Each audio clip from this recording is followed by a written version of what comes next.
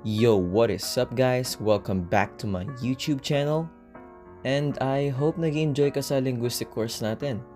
But anyway, I have here one sentence in 3 different languages and I'm curious to know anong masasabi mo about it. Like, do they look similar in some way or what if sinabi ko sa'yo na hindi 3 languages yan? Would you know the difference? Like, would you identify na magkakaiba sila in the first place? So, as I said, iisa nga lang yung meaning ng 3 sentences na yan. But they are in 3 different languages. And if you think na magkakamukha sila, then that's completely valid. That's because yung 3 lengguwaheng pinakita ko ay miyembro ng tinatawag nating Romance languages. The Romance language is a family of language na nanggaling sa Latin. So, lahat po ito ay originally nagsasalita ng Latin. Hindi porque sinabing Romance, ibig sabihin nun pag-ibig na, okay? Kaya siya tinawag na Romance kasi ang mga nagsasalita niyan ay mga Romano. Ang lingwahe ng mga Romano ay Latin. And I'm gonna explain more about the Roman Empire later. But for now, I want to introduce what I mean by family of languages or language family. A language family is a group of languages that evolved from a common ancestral language. These languages share similarities in vocabulary, grammar, and structure because they came from the same parent language. Okay, balik tayo sa example kanina. Kasi sa lahat ng family of languages, ito yung favorite ko. Look at the map. This is the map of the Roman Empire. Nagsimula ang Rome sa Italy. So naturally, ang modern language ng Italy is Italian, but dati, it was Latin. And as you can see, ang laki talaga ng Roman Empire, di ba? Nasakop niya yung Greece, Spain, France, England, basically the Western world. But my apologies. If you're not familiar with the Roman Empire, let me give you a quick introduction. So siguro naman familiar ka sa Colosseum. Dito naglalaban ang mga gladiator. And it's one of the most iconic buildings in history. So I'm sure familiar ka dyan. Ganito naman itsura ng mga sundalo nila. And sila rin po yung pumako kay Jesus Christ. Anyway, that's a quick introduction for the Roman Empire. Let's just say na ang laki ng sinakop nila. But in the future, when Rome fell, naiwan ang Latin sa mga lupang sinakop nila. And even before the Roman Empire fell, dahil magkakaibang lugar ang paggamit ng Latin, Latin has their own dialects. And eventually, these dialects became the backbone kung paano ito nag-evolved into the modern day languages. Kaya yung regional dialects ng Latin, after a century or so, developed into the modern day languages that we now know as Spanish, French, Italian, Portuguese, and Romanian. At actually madami pa, yung mga sikat lang yung minention ko.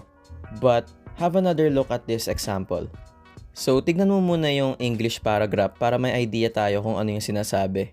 We're gonna use the same paragraph to show the similarities pag naka-translate na to into the Romance languages. And I want you to observe yung similar traits ng Romance languages sa isa't isa. Para maramdaman at masabi mo na, yung French, Spanish, tsaka Italian, magkakapatid sila.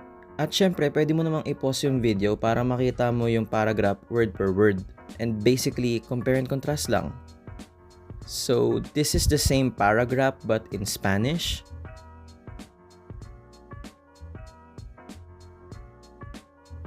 Now in French.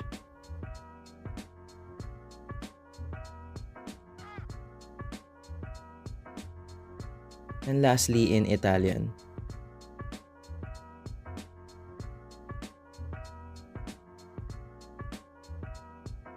So, as I said nga, a language family is a group of languages that evolved from a common ancestral language or parent language.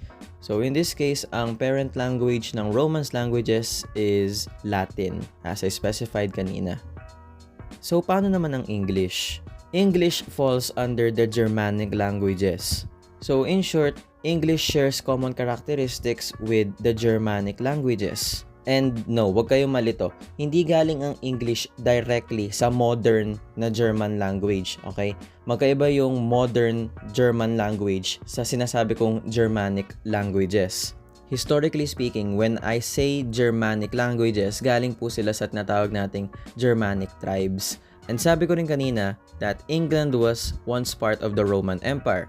And yes, English does have a lot of Latin terms, but mas malakas ang influence ng Germanic tribes sa Britain. Of course, we're gonna have examples para makita natin yung similarities and yung differences nila. So I have here 3 languages. We have English, Dutch, and German. If you're not familiar with Dutch, Dutch is the language spoken in the Netherlands. Our sentence is gonna be, the sun is shining, the sky is clear, and the children are playing outside with joy. Now, compare the sentence to the Dutch and German version. And you will see na meron silang mga words na similar in nature. Obviously, magkakaiba sila ng spelling and pronunciation, but the point is still there. That's because these words are what we call cognates. Cognates are words in different languages that share a common origin. Usually because they come from the same ancestral language, they often look or sound similar and have the same or related meanings. So kung gusto mong malaman kung cognate ba yung word or hindi, i-google mo na lang yung exact word na gusto mong malaman. Alamin mo kung saan galing yung word na yun or yung etymology, which I'm going to discuss that in the future sa video kong morphology. But for now, we're also going to discuss the Filipino languages. So dito napapasok yung Waray, Cebuano, Tagalog, and the modernized version of it, Filipino. What is the language family of our language? It is going to be what we call the Austronesian languages. At sa totoo lang, medyo mahirap hanapin specifically. Actually, di pala medyo. Mahirap talaga hanapin specifically kung ano yung parent language ng Austronesian languages. That's because kumalat ang Austronesian languages through migration and prehistoric human era pa yun. So punta na tayo straight to the point. I have here our language, Indonesian and Malaysian. Kung titignan mo, parang ang layo na ng Pilipino sa Indonesian at Malaysian. Ang lalayo ng cognates. Pero meron naman tayong similar word which is langit. Dito napapasok yung nakakalungkot na realidad na a lot of our Austronesian features is, I wanna say, damaged because of colonialism. Pero kasi kung pag-aaralan mo talaga yung historical linguistics nito, yung core features ng Austronesian languages ay nasa Filipino grammar pa rin. Nandun pa rin yung structure niya. It's evident. Tsaka madami pa rin cognates na ginagamit natin ngayon na nag-i-exist all the way back sa Austronesian languages. Well, now you know what language family means. I also wanna give this a highlight, the Slavic languages. Dito naman influence ang Russian, Ukrainian, Polish, and the Czech Republic. And the reason why hindi ko siya masyado bibigyan ng much detail is because wala akong alam sa Slavic. Wow, baka isipin mo kapal ng mukha ko. So meron akong alam sa French saka sa German? Well, yes, meron. I can speak French and I know a little bit of German. And I think that's a flex. I do hope one day you also try learning a new language. It's very fun, eye-opening, and it opens you to a lot of opportunities. But anyway, I do hope madami kayo natutunan for this video. Leave a comment and subscribe. Bye for now.